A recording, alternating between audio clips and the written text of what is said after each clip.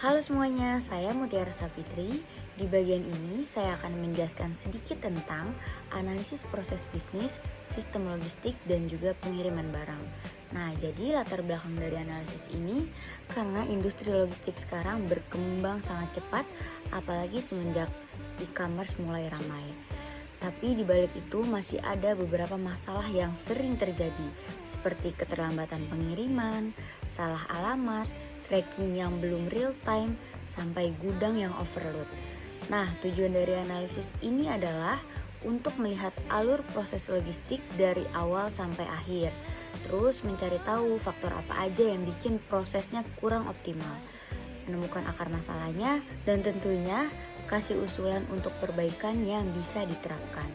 Nah, untuk studi kasusnya sendiri, sistem yang dianalisis itu layanan e-commerce regional. Alurnya dimulai dari customer melakukan order, lalu paket di pick up kurir, masuk ke warehouse untuk proses sorting, setelah itu didistribusikan antar kota, dan terakhir dikirim ke penerima.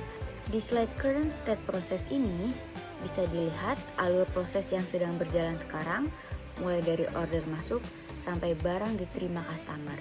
Lalu di bagian value added analysis, aktivitas dibagi menjadi 3 jenis. Yang pertama ada value added, yaitu aktivitas yang memang memberikan nilai langsung kepada pelanggan. Contohnya proses pengiriman paket.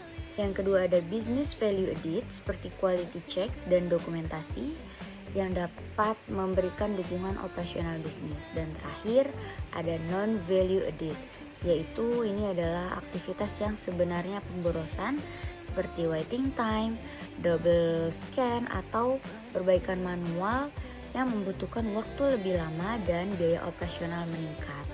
Mungkin itu saja penjelasan dari saya. Selanjutnya akan dilanjutkan ke bagian berikutnya oleh rekan saya, yaitu Alisa Zaharani. Terima kasih. Oke, pada bagian ini jadi kita akan membahas mengenai isu register atau ringkasan masalah utama yang terjadi di proses operasionalnya. Masalah pertama itu dari keterlambatan pengirimannya. Biasanya ini terjadi karena rute yang terlalu padat, apalagi pas volume pengiriman lagi tinggi atau lagi peak session. Lalu ada kesalahan alamat. Jadi data alamat yang masuk kadang tuh belum tervalidasi dengan baik. Akhirnya bikin proses return jadi bertambah. Selanjutnya, trackingnya juga masih manual. Karena update dilakukan manual, visibilitas pengiriman jadi rendah dan informasi sering telat diterima. Kemudian ada overload gudang. Area sortir sering terlalu penuh, jadi waiting time meningkat dan prosesnya jadi lebih lambat juga. Nah, selain itu juga ada kerusakan barang, terutama untuk barang fragile karena penggunaannya belum sepenuhnya standar. Dan terakhir, exception handling atau penanganan masalah masih belum terstruktur. Jadi kalau ada kendala, proses reschedule-nya itu bisa berulang-ulang dan bikin operasionalnya makin gak efisien. Dari beberapa masalah tadi, kita lanjut ke root cause analisisnya atau analisis akar masalah menggunakan metode Fishbone. Dari sini kita membagi penyebab utama ke beberapa faktor, yaitu people, proses, teknologi, dan juga KPI. Kalau dari segi people, masih ada keterbatasan koordinasi dan monitoringnya. Kalau dari segi proses, beberapa alur kerja masih manual dan belum terstruktur dengan baik. Nah, dari segi teknologi, sistem tracking dan validasi datanya masih kurang optimal. Sedangkan dari KPI-nya juga, target yang ada belum cukup mendorong penyelesaian masalah secara cepat dan tepat waktu. Jadi, kesimpulannya, masalah ini bukan cuma karena satu faktor aja, tapi kombinasi dari data alamat yang kurang akurat, proses manual di sorting, kapasitas gudang, dan KPI-nya yang belum juga maksimal. Selanjutnya akan dibahas oleh teman saya. Berdasarkan hasil analisis masalah yang sudah kami identifikasi sebelumnya, langkah berikutnya adalah menentukan solusi mana yang sebaiknya diprioritaskan. Untuk itu, kami menggunakan metode PICCHART, yaitu framework untuk mengelompokkan solusi berdasarkan dua aspek, dampak terhadap perbaikan proses dan effort implementasinya. Pada kategori implement, kami menempatkan solusi yang dampaknya tinggi tetapi relatif mudah diterapkan, seperti validasi alamat otomatis, notifikasi real time, SOP penanganan barang fragile, dan dashboard monitoring pengiriman. Ini menjadi prioritas utama karena bisa memberikan hasil yang cepat.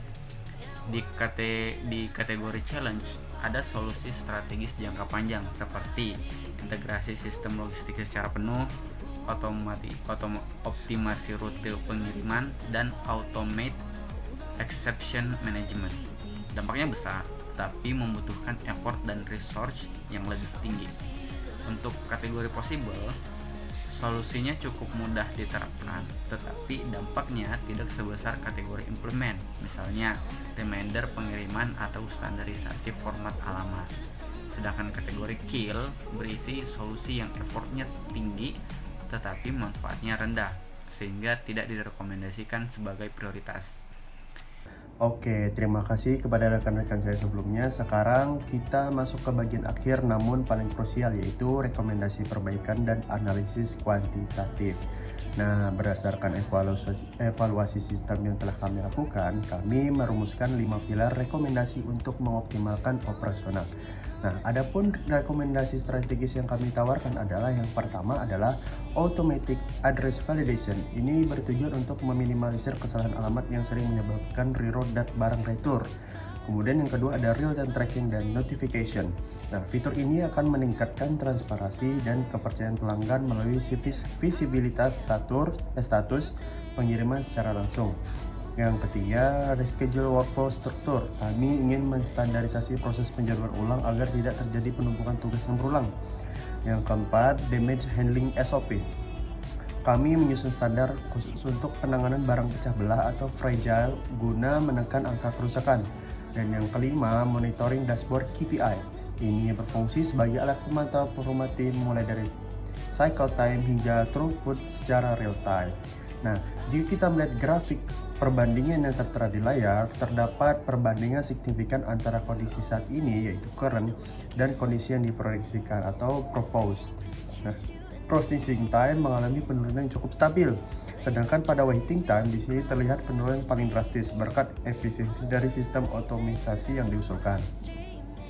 Nah, secara keseluruhan, total proses dari awal hingga akhir berhasil dipangkas secara efektif. Estimasi perbaikan ini membuktikan bahwa penerapan otomisasi SOP yang tepat kita dapat meningkatkan efisiensi waktu operasional secara maksimal.